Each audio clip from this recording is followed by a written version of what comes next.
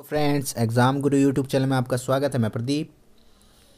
आज की वीडियो जो है हमारी वो 1757 से लेकर के जो भारत में बंगाल के गवर्नर बने, बंगाल के गवर्नर जनरल बने, भारत के गवर्नर जनरल बने, वाइसराय, गवर्नर जनरल, ये सारा हम पढ़ेंगे। ठीक है फ्रेंड्स, तो वीडियो को लाइक करिएगा और चैनल को सब्सक्राइब करिएगा।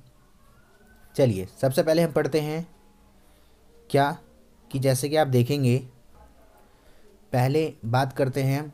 क्या आपको पता होगा कि भारत में जो था अंग्रेज़ों ने जो आगमन हुआ था, इनका आए थे, वो 1608 से माने जाते हैं ईस्ट इंडिया कंपनी के थ्रू। ईस्ट इंडिया कंपनी के द्वारा ये भारत में आए थे। ठीक है, तो उसके बाद इन्होंने धीरे धीरे व्यापार करा। व्यापार करते करते फिर ये भारत के जो नवाब होते थे, राजा होते थे, उनसे ये हाथ मिलाते थे और फिर धीरे धीरे करते इन्होंने भारत पे कब्जा करना शुरू कर दिया था। ओके, तो हम पढ़ेंगे 1757 से।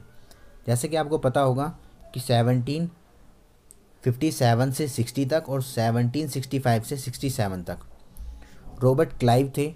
रॉबर्ट क्लाइव ने अपने शासनकाल के दौरान द्वैध शासन को लागू किया था। ठीक है, और इन्होंने शासन व्यवस्था कैसे करी थी? बंगाल के नवाब और ईस्ट इंडिया कंपनी के रूप में। इस तरह रॉबर्ट क्लाइव के समय काल में प्रशासन बंगाल का नवाब चलाता था और भू राजस्व, सैनिक संरक्षण और सब ईस्ट इंडिया कंपनी के हाथों में था। यानी क्या था कि जितने भी प्रशासनिक कार्य होते थे वो बंगाल के नवाब करते थे, परंतु जो भूमि से संबंधित था, सैनिक हो गया, संरक्षण हो गया, ये सारा कौन काम करती थी? ईस्ट इंडिया कंपनी करती थी। इसके बाद कौन आया? लॉर्ड वेरेलेस्ट और देखो लॉर्ड वेरेलेस्ट और कार्टियर। उसके बाद 1772 में वॉरेन हेस्टिंग बंगाल के गवर्नर जनरल बन जाते हैं। ठीक है, पहले कौन थे? Robert Clive. रॉबर्ट क्लाइव के बाद वेरेलेस्ट, उसके बाद फिर वॉरेन हेस्टिंग। चलिए अब पढ़ते हैं वॉरेन हेस्टिंग ने क्या किया था। जैसे कि आपको मैं बता दूं, वॉरेन हेस्टिंग जो थे ये थे 1772 से लेकर के, ये इसमें एक फालतू हो गया है, 1785 तक। ठीक है, 1772 से लेकर 1785 तक। इनके शासनकाल में 1773 में रेगुलेटिंग एक्ट आया था। बंगाल के गवर्नर को बंगाल के गवर्नर जनरल के रूप में बदल दिया गया था। इनके शासनकाल में ईस्ट इंडिया कंपनी के कार्यों को नियंत्रण करना था, संसदीय प्रणाली की स्थापना करना था और राजनीतिक कार्यों की मान्यता देना था। इस एक्ट के तहत 1774 में कलकत्ता में सुप्रीम कोर्ट की स्थापना की गई थी। ठीक है, 1774 में वॉरेन हेस्टिंग के काल में सुप्रीम कोर्ट की स्थापना हुई थी और पहले जो न्यायाधीश बने थे वह एलिजा एम्पे थे। ठीक है, ये आपसे पूछ लिया जाता है कि 1774 में जब सुप्रीम कोर्ट बना था तो पहले न्यायाधीश कौन थे? पहले न्यायाधीश कौन थे? एलिजा एम्पे। ओके, चलिए नेक्स्ट बात करें वॉरेन हेस्टिंग। वॉरेन हेस्टिंग जब आए थे 1772 में, तो इसी के समय में काल में सर विलियम जोन्स जो थे वो क्या था आपका? एशियन सोसाइटी ऑफ बंगाल की स्थापना करी थी इन्होंने। ठीक है, एशियन सोसाइटी ऑफ बंगाल की स्थापना करी थी। उसके बाद मैं बता दूं, साथ ही भारत का पहला जो समाचार पत्र था द बंगाल गैजेट का प्रकाशन इसी समय में हुआ था। यह आपको देखो दिख रहा होगा, बंगाल गैजेट। ठीक है, किसमें हुआ था? वॉरेन हेस्टिंग के समय में। उसके बाद बात करें Pitt's India act, regulating act 1773 की कमजोरी को दूर करने के लिए, अंग्रेजों के हितों की रक्षा करने के लिए 1784 में ब्रिटिश संसद ने पिट्स इंडिया एक्ट पास किया था। इसके तहत इंग्लैंड में एक नियंत्रक बोर्ड की स्थापना भी की गई थी और वॉरेन हेस्टिंग ने इस्तीफा दे दिया और इंग्लैंड चले गए। वहां जाने के बाद उन पर ब्रिटिश पार्लियामेंट में महाभियोग चलाया गया और संसद ने उन्हें सभी आरोपों से मुक्त कर दिया। इसके बाद लॉर्ड कॉर्नवालिस अगले गवर्नर जनरल बने थे। ठीक है, तो वॉरेन हेस्टिंग है, तो वॉरेन हेस्टिंग के बाद कौन बने थे? Lord Cornwallis. अब लॉर्ड कॉर्नवालिस के बारे में पढ़ते हैं। तो लॉर्ड कॉर्नवालिस जो थे, उनको तो सबसे ज़्यादा मुख्य माना जाता है क्योंकि उन्होंने सिविल सेवा की स्थापना की थी और साथ ही उन्होंने अपने 3 प्रमुख काम किए थे। पहला, सिविल सेवा। सिविल सेवा क्या थी? कॉर्नवालिस को भारत में सिविल सेवा का जनक कहा जाता है। सिविल सेवा के अधीन उच्च पदों का नियुक्त कंपनी को कानून द्वारा किया जाता था। बात करें पुलिस व्यवस्था की, तो पुलिस व्यवस्था भी इनके टाइम में ही स्टार्ट हुई थी। कॉर्नवालिस ने प्रत्येक ज़िले में पुलिस थाने की स्थापना की और कुछ पुलिस कर्मचारियों को भी वहाँ पे अपॉइंट किया था, जिनका वो वेतन और कुछ सामान भी दिया जाता था, सुविधाएं भी दिया जाती थी। फिर बात करें स्थायी बंदोबस्त। स्थायी बंदोबस्त के लिए भी लॉर्ड कॉर्नवालिस को ही माना जाता है। इसने 1793 में बंगाल, बिहार और उड़ीसा में भूमि कर योजना लागू की थी, जिसके तहत जमींदारों को भू राजस्व का 90% भाग कंपनी को और 10% भाग अपने पास रखना होता था। इस योजना को सर जॉन सेयर ने बनाया था। जो स्थायी बंदोबस्त था, क्या जितना भी बंगाल, बिहार और उड़ीसा में प्रोडक्शन होता था उसका 90% ब्रिटिश गवर्नमेंट ले लेती थी और 10% ही जो उसको प्रोड्यूस करने वाले होते थे उनके पास रहता था। ठीक है, तो ये 3 जो थे कार्य करे थे लॉर्ड कॉर्नवालिस ने 1786 से लेकर 1793 तक, 1786 टू 1793। आगे बात करें तो उच्च पदों की नियुक्ति हुई थी भी, परीक्षा की शुरुआत जो थी वो लॉर्ड डलहौजी ने ही की थी। चलिए आगे आते हैं। कॉर्नवालिस का काल इसमें बता दूं मैं आपको कि जो कॉर्नवालिस थे इन्होंने क्या किया था, अपने समय में टीपू सुल्तान के साथ श्रीरंगपट्टनम की संधि की थी और श्रीरंगपट्टनम का किला जो था वो उन्होंने टीपू सुल्तान से ले लिया था। ठीक है, युद्ध करके उस पर जीत गए थे। पहले जो टीपू सुल्तान थे श्रीरंगपट्टनम किले पे उन्हीं का कब्जा होता था। आगे बात करें, अगले हैं सर जॉन शेर। सर जॉन शेर जो खारदा का युद्ध मराठों और निजामों के बीच जो हुआ था उसके लिए हैं। निजाम जो थे वो हैदराबाद के नवाब माने जाते थे और लॉर्ड वेलेस्ली जो थे वो 1798 से लेकर के 1805, इसे बंगाल के शेर के नाम से जाना जाता था। क्यों? क्योंकि इन्होंने सहायक संधि प्रणाली, बसीन संधि और चौथा एंग्लो मैसूर युद्ध और प्रेस पर प्रतिबंध यानी कि सेंसरशिप लॉर्ड वेलेस्ली ने ही शुरू की थी। सेंसरशिप क्या होता है? प्रेस पर प्रतिबंध।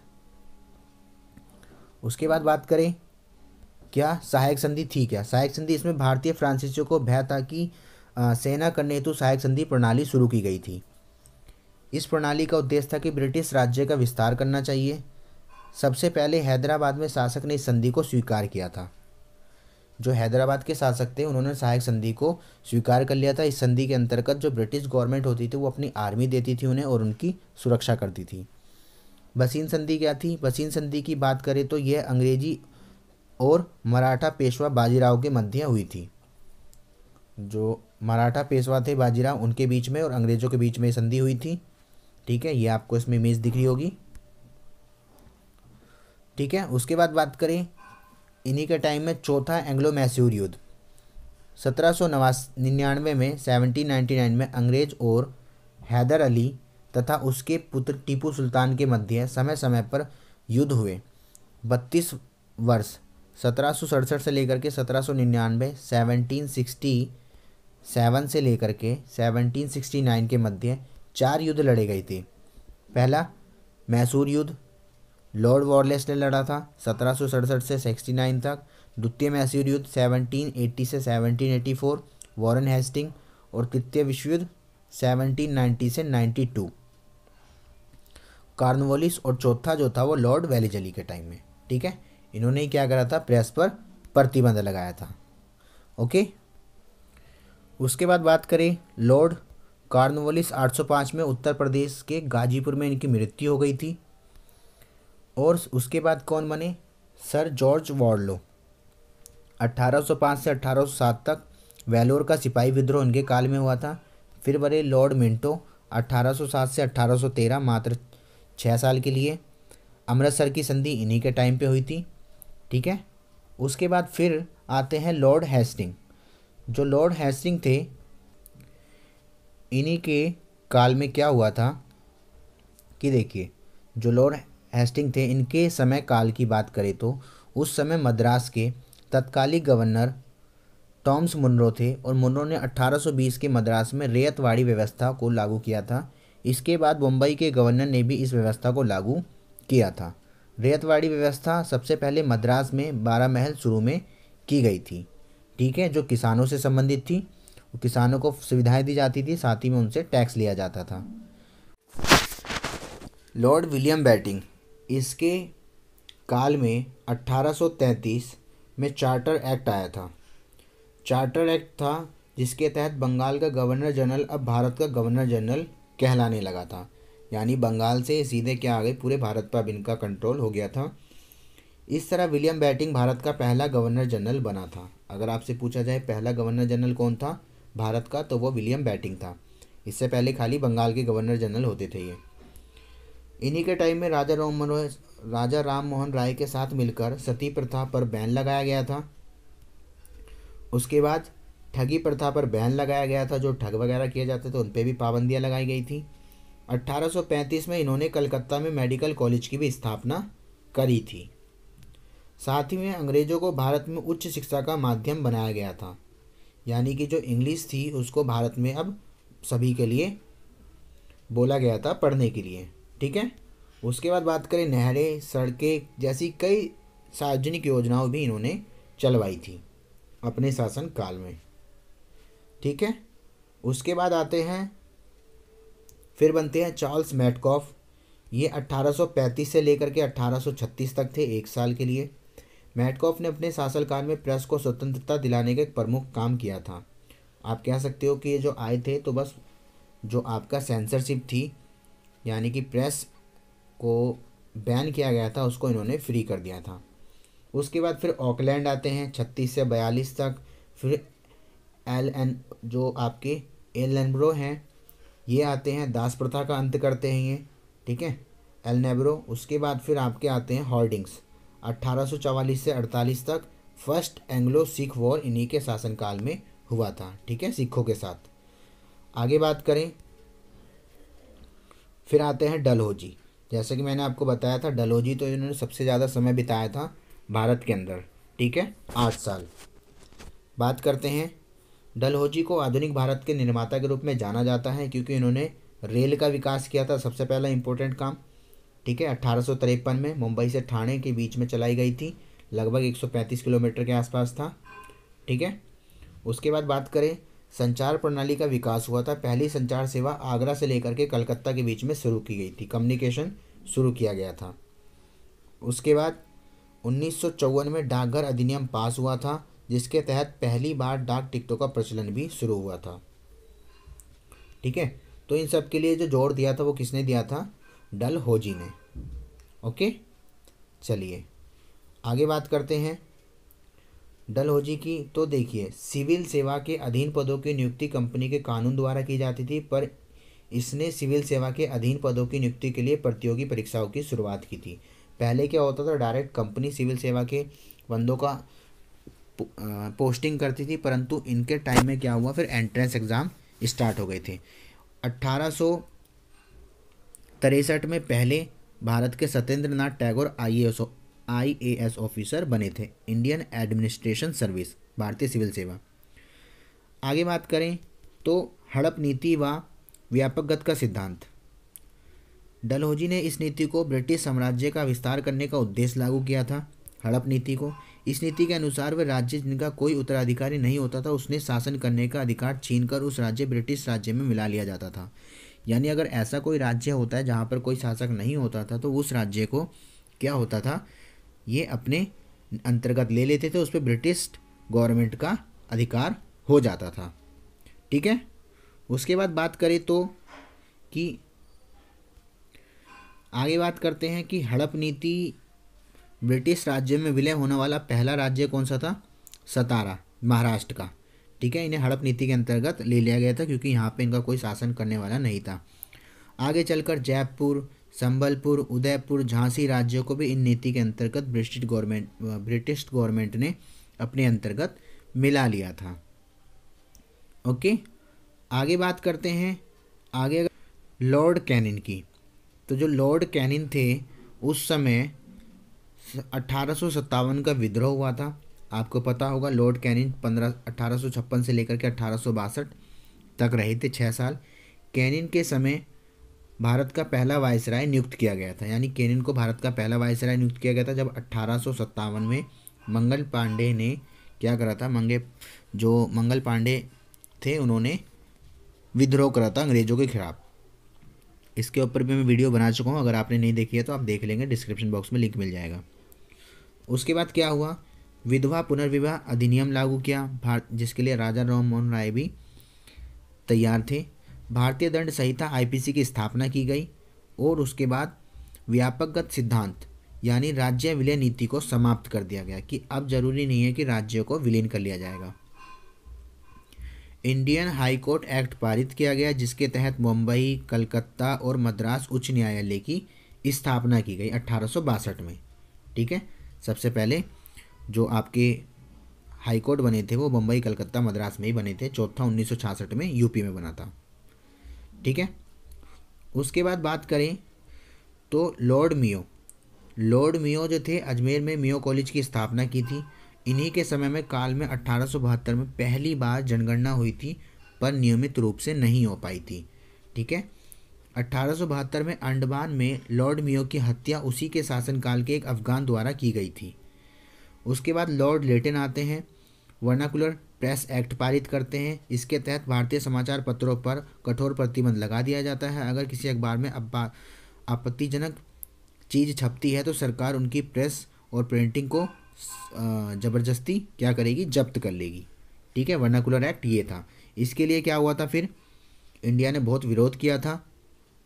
उसके बाद बात करते हैं लॉर्ड रिपिन जो है, इनका जो शासनकाल था 1880 से 1884 के मध्य था।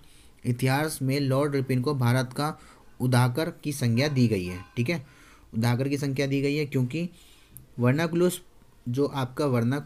प्रेस एक्ट समाप्त किया गया था इनके टाइम में। स्थानीय स्वशासन की शुरुआत की थी इन्होंने। नियमित रूप से जनगणना करवाई थी। पहली बार जनगणना 1881 में हुई थी।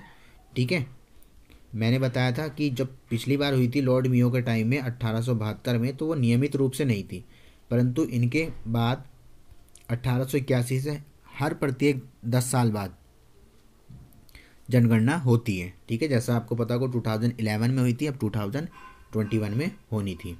शायद जो कोविड-19 चल रहा है उसकी वजह से पोस्टपोन हो जाए। आगे बात करें तो क्या था, प्रथम कारखाना अधिनियम पारित किया था इन्होंने। अल्बर्ट बिल इसी के समय काल में पारित हुआ था, जिसके कारण भारतीयों को यूरोपियन कोर्ट में जज बनने का अधिकार मिला था, यानी कि भारतीय लोग भी यूरोपियन कोर्ट में जज बन सकते थे। उसके बाद आते हैं लॉर्ड डफरिन जो थे, 1885 बम्बई में A.O. ह्यूम की अध्यक्षता में भारतीय राष्ट्रीय कांग्रेस की स्थापना होती है। ठीक है, आपको पता होगा जो कांग्रेस थी उनकी स्थापना 1885 में बम्बई में A.O. ह्यूम की अध्यक्षता में हुई थी। वैसे ये पहले पुणे में होनी थी, परंतु उस समय प्लेग की बीमारी चल रही थी, जिसकी वजह से इस सम्मेलन को विस्थापित करके बम्बई में किया गया था। ठीक है, उसके बाद बात करते हैं लॉर्ड कर्जन बंगाल का विभाजन के लिए जाने जाते हैं। ऐतिहासिक इमारतों की सुरक्षा की मरम्मत के लिए भारतीय पुरातत्व विभाग बनाया गया था। ठीक है, और जिसके पहले अध्यक्ष जो थे वो कौन थे, जो 1902 से लेकर के 1928 तक जो बने थे वो जॉर्ज मार्शल थे। ठीक है, जॉन मार्शल, जिसमें हड़प्पा सभ्यता की खोज भी हुई थी 1921 में। चलिए, तो बात करें सिंचाई आयोग, पुलिस आयोग और विश्वविद्यालय आयोग की स्थापना की गई थी। ठीक है, सिंचाई आयोग, पुलिस आयोग और विश्वविद्यालय आयोग की स्थापना की गई थी। उसके बाद आते हैं लॉर्ड हार्डिंग, 1910 से 16 तक। बंगाल के विभाजन को इन्होंने रद्द कर दिया था, क्योंकि जो लॉर्ड कर्जन ने पूर्वी और पश्चिम बंगाल को बांटा था उसको इन्होंने रद्द कर दिया था। उसके बाद बात करें, भारत की राजधानी को कलकत्ता से इन्हीं के शासनकाल में दिल्ली कर दिया गया था। ठीक है, 11 से 12 में। और प्रथम विश्व युद्ध की शुरुआत इन्हीं के शासनकाल में 1914 में हुई थी, जो 1918 तक चला था। ओके, आगे बात करते हैं। फिर आते हैं चैम्सफोर्ड। लॉर्ड चैम्सफोर्ड जो थे वो जलियांवाला बाग हत्याकांड के मध्य आए थे, क्योंकि आपको पता होगा 1919 में जलियांवाला बाग का हत्याकांड हुआ था। रॉयल एक्ट इनके शासनकाल में हुआ और महात्मा गांधी ने असहयोग आंदोलन की शुरुआत भी इन्हीं के शासनकाल में करी थी। फिर आते हैं लॉर्ड रीडिंग, जिसमें चोरा चोरी कांड हुआ था, काकोरी जेल कांड हुआ था, रेल कांड जिसमें ट्रेन लूट ली गई थी, उसके बाद भारतीय सिविल सेवा परीक्षा की भी शुरुआत हो गई थी। ठीक है, फिर आते हैं कौन, Lord Irwin. Lord Irwin, Simon commission Bharat आया था इनके शासनकाल में 1928 में। संविधान निर्माण हेतु प्रथम गोलमेज सम्मेलन इन्हीं के समय में हुआ था और महात्मा गांधी द्वारा सविनय अवज्ञा आंदोलन भी इन्हीं के टाइम में किया गया था। फिर आते हैं लॉर्ड वेलिंगटन। भारत सरकार अधिनियम 1935 पारित हुआ था इन्हीं के टाइम में। और 1934 में क्या हुआ था, भारत में न्यायालय बनाया गया था। ठीक है, सुप्रीम कोर्ट। सुप्रीम कोर्ट तो वैसे हमने भी बात करी थी, सुप्रीम कोर्ट तो पहले ही बन चुका था, परंतु उसका नाम चेंज कर दिया गया था। ठीक है, चलिए उसके बाद बात करते हैं। इस अधिनियम में कुल 321 धाराएं और 10 अनुसूचियां समावेश थी। इसके तहत केंद्र में द्वैध शासन की व्यवस्था की गई थी और इसके तहत बर्मा यानी कि वर्तमान में म्यांमार को भारत से अलग कर दिया गया था। अधिनियम के तहत संघीय न्यायालय की रिजर्व बैंक ऑफ इंडिया की स्थापना की गई थी। ठीक है, reserve bank of India, RBI, act 34 के अकॉर्डिंग। आगे बात करें, फिर आते हैं लॉर्ड लिनलिथिगो जो थे वो भारत छोड़ो आंदोलन इनके टाइम में हुआ। क्रिप्स मिशन इनके टाइम में हुआ 1942 में। उसके बाद पहली बार आम चुनाव हुए थे इन्हीं के काल में और द्वितीय विश्व युद्ध भी इन्हीं के काल में हुआ था 1939 से लेकर के 45 तक। ठीक है, आगे बात करें, लॉर्ड माउंटबेटन, इन्हीं के समय काल में भारत को आज़ादी मिली थी 47 से 48 तक। उसके बाद स्वतंत्रता के बाद वायसराय की पदवी को समाप्त कर दिया गया तो गवर्नर जनरल की पदवी को अपनाया गया था। उसके बाद स्वतंत्रता के बाद भारत के पहले गवर्नर जनरल लॉर्ड माउंटबेटन बने थे। ठीक है, और उसके बाद क्या हुआ, चक्रवर्ती राजगोपालाचार्य 1948 से लेकर के 1950 तक स्वतंत्र भारत के पहले भारतीय और आखिरी गवर्नर जनरल बने थे। उसके बाद गवर्नर जनरल की पद्धति को हटा दिया गया था और राष्ट्रपति की पद्धति को बना दिया गया था। ओके फ्रेंड्स, तो ये जो थी आज की इस वीडियो में हमने 1757 से लेकर के जितने भी ब्रिटिश लॉर्ड बने थे, वायसराय बने थे, गवर्नर बने थे, उन सब के बारे में हमने अध्ययन किया। आई होप आपको समझ में आया होगा। वीडियो थोड़ी लंबी है पर आप इसे ज़रूर देखिएगा और अगर आपको वीडियो पसंद आ रही है तो वीडियो को लाइक करिए, शेयर करिएगा और जिन्होंने चैनल सब्सक्राइब नहीं किया वो चैनल को ज़रूर सब्सक्राइब करिए। ओके फ्रेंड्स, मिलेंगे फिर अगली वीडियो में किसी नए कंटेंट के साथ। और अगर आप बाकी मेरी वीडियो देखना चाहते हैं, वो हर सब्जेक्ट पे बनी है, तो आप प्लेलिस्ट में जा कर के देख सकते हैं। Okay friends, have a nice day.